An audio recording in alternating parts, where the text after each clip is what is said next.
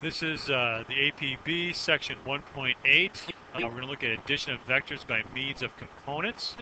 We've already looked at head-to-tail method, parallelogram method. Now this actually is the most popular method. The method we use most often is the component method.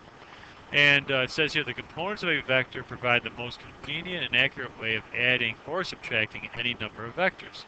And we have an example here online that we could pull up for us to look at. And what we have here is three vectors. This red vector here is going to add to this green vector there. And the resultant vectors from where I started to where I ended is this blue vector. Like that. So we've done, this is the head-to-tail method. Now, I'm going to introduce the component method with this with this here. I'm going to push this button that says Show Components. Now, components of a vector are just basically, there's an x component and a y component. You can see this red vector. Let's take a look at this red vector. You'll see I'm basically turning it into a right triangle.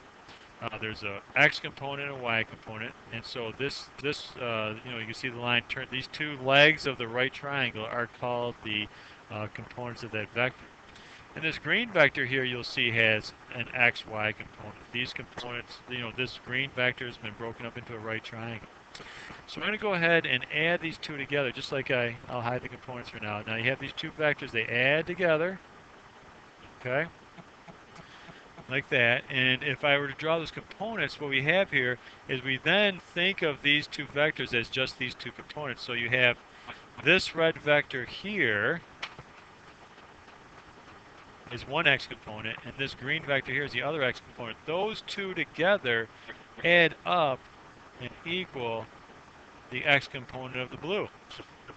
Now we have up here we have the y component of the red, this negative y component of the green, and those two add up together to give me this very small positive y component.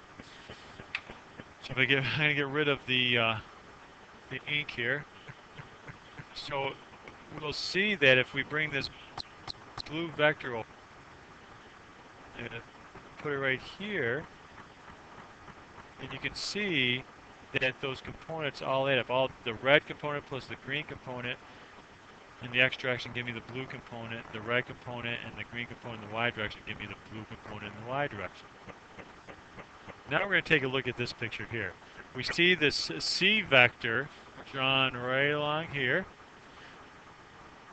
That's the resultant of this A vector plus this B vector. So this, what we really have here is A plus B equals C. Vector A plus vector B equals vector C. And so now, the other way we can do this is take A and break it up into its x component and its y component. Take B and break it up into its x component and its y component. And if we add up the x component for the A, the x component for the B, we actually end up with this x component for the C. So we know vector A plus vector B equals vector C. We break up the A and B into their x, y components.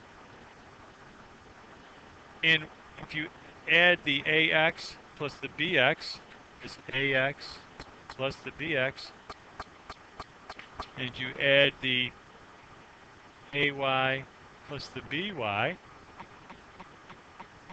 okay, you will find that you end up with CX is the AX plus the BX, CY is the AY plus the BY. And so that really ends up giving you the ability to use the Pythagorean theorem, a squared plus b squared equals c squared. So let's go on a little bit further with this. What I want you to do is read this problem. A jogger runs 145 meters in a direction 20 degrees east of north, that's vector A, and then 105 meters in a direction 35 degrees south of east, displacement vector B. We're going to determine the magnitude and the direction of the resultant vector C for these two displacements, and we're going to use the component method. So what I'd like you to do is pause the video and go ahead and draw the vector A, the vector B, and the resultant vector C, and I want to see if you can get that right. So pause the video now, do this drawing. Once you have this drawing done, I would like you to break up vector A and vector B into its XY components. So go ahead and do that for me now. Pause the video and break up vector A and vector B into the XY components. I'm going to show you the picture of this in a second here. So this is what you should have. You should have vector A going up, vector B coming down, and then the x's, the components, the x component and the y component are all drawn for the A and the B. And you can actually break this up, add what you want to do. Let me get this out of the way here. What you want to do, it says vectors A and B add together to give the resultant vector C. The vector components of A and the vectors and the B and vector components of B are also drawn. We also know that if you add together AX and BX, you get this vector down here, CX. And if you add together AY and BY, you get this vector here, CY. So let's actually do the math here. Let's go ahead. I want everybody to calculate the AX and the AY and the BX and the BY. So pause the video right now and find those components of the vector A and the vector B.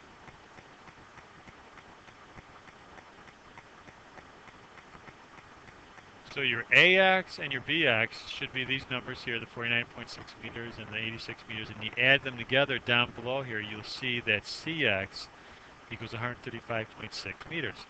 So now, hopefully you've done the Y's also. We'll look at that. You'll see here the AY ends up being 136 meters, the BY ends up being negative 16.2 meters. Add those two together, the AY and the BY, and you get 76 meters. So here we have this resultant vector C can be found by these numbers that we found before, the CX and the CY. We found CY to be 76 meters from before. We found the CX to be 135.6 meters from before.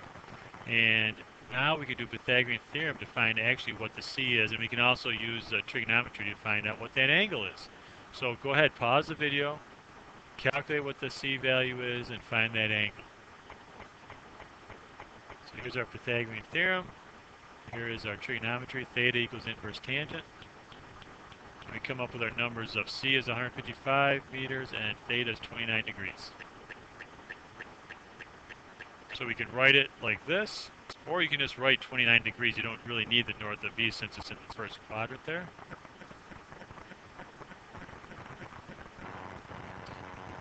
Okay, this may be a little bit confusing at first when we start learning this component method, so I want you to practice this one more time, and we'll practice this in class as well. If you have any questions, please ask me. And I'm going to give you these three vectors here, A, B, and C, and it shows A is 5 meters, B is 7 meters, and C is 4 meters. It has all these different angles here. And we're going to add these three vectors together. We're going to find out what A plus B plus C is, and we're going to use the component method. So I want you to draw this picture on a piece of paper, pause the video, and go ahead and find all the components for each vector. Find AX, AY, BX, BY, CX, CY. Add up all the X components. Find out what your resultant vector in the X direction is. Add up all the Y components. Find out what the resultant vector in the Y direction is. And then use the Pythagorean theorem and the inverse tangent to find out what the resultant is. So go ahead and do that. Pause your video. I'm going to put up the answers in a minute here so you can check yourself. And then I'll answer any questions you have in class.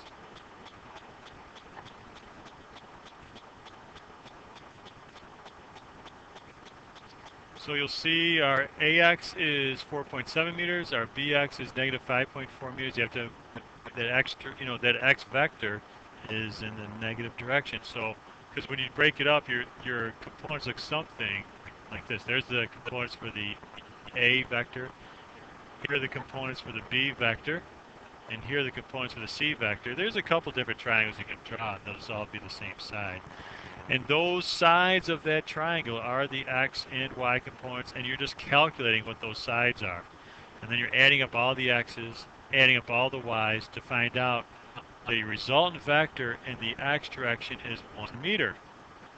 And then you do the exact same thing for the Y direction now. and you find out that these are your components in the y direction, and if you add them all up, you end up with the resultant in the y direction of 2.6 meters.